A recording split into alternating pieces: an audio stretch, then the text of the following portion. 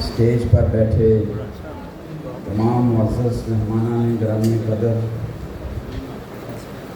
اور تمام سامعین حضرات، آج کا جو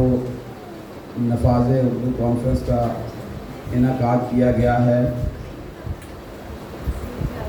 اس کی وجہ تو آپ مقررین سے سن چکے کہ 2015 کو جسٹس جواد احمد خواجہ صاحب نے فیصلہ دیا تھا کہ پاکستان میں دفتری زبان اور ابلاغ کی زبان اردو کو اپنایا جائے گا، جس کی ضمانت آئین پاکستان میں دی گئی ہے۔ میں چونکہ پنجاب سول سیکریٹریٹ میں کام کرتا ہوں تو ایسوسی ایشن کا نمائندہ ہونے کی حیثیت سے یہ سیکریٹریٹ ہاؤس آف بیوروکریسی ہے، تو میں نے یہ دیکھا ہے کہ جب ہمارے پنجاب کے غلام حیدر بائیں صاحب وزیر اعلیٰ پنجاب تھے جس وقت، تو انہوں نے ایک حکم نامہ جاری کیا تھا کہ آج کے بعد مجھے جتنی بھی سمریز بھیجی جائیں وہ اردو زبان میں ہونی چاہیے۔ تو اس وقت ہم نے دیکھا کہ اس وقت 24 کے قریب ایڈمنسٹریٹو ڈپارٹمنٹ تھے پنجاب میں، جو اب 44 ہو چکے ہیں، تو سب کے سب محکمہ جات نے اردو میں ہی وزیر اعلیٰ پنجاب کو سمری ارسال کرنی شروع کر دی تھی اور اس پہ عمل درآمد ہو گیا تھا۔ لیکن وہ جب حکومت میں نہ رہے تو پھر اس اردو کے نظام کو، جس کے تحت سمریاں بھی جاتی تھیں اور خط و خطابت بھی شروع ہو گئی تھی اور شعبہ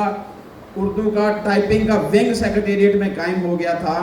ان کے جانے کے بعد اس کو ختم کر دیا گیا۔ لیکن آج بھی محکمہ اوقاف حکومت پنجاب اپنی ساری سمریاں وزیر اعلیٰ پنجاب کو اردو میں ہی بھجواتا ہے اور اس کی منظوری لی جاتی ہے۔ تو یہ کوئی ناممکن نہیں ہے۔ میں نے یہ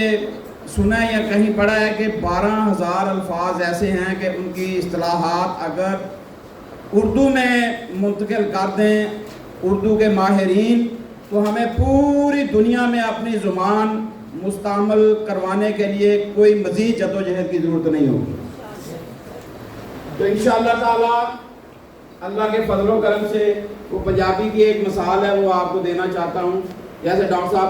صاحبہ کہہ رہی 10 سال ہو گئے ہیں، تو پنجابی میں کہا جاتا ہے کہ 12 سالوں بعد روڑی بھی سنی جاتی ہے۔ امید ہے کہ کچھ ہی سالوں کے بعد یہ بات بھی انشاءاللہ سنی جائے گی اور اس پہ عمل درآمد ہوگا انشاءاللہ۔ تو باقی نوجوان نسل جو ہے وہ آہستہ آہستہ اردو کی طرف جس طرح آ رہی ہے، مجھے امید ہے انشاءاللہ تعالیٰ اس میں بھی پیش رفت ہوگی، ہمارے نوجوان اردو پہ فخر محسوس کریں گے۔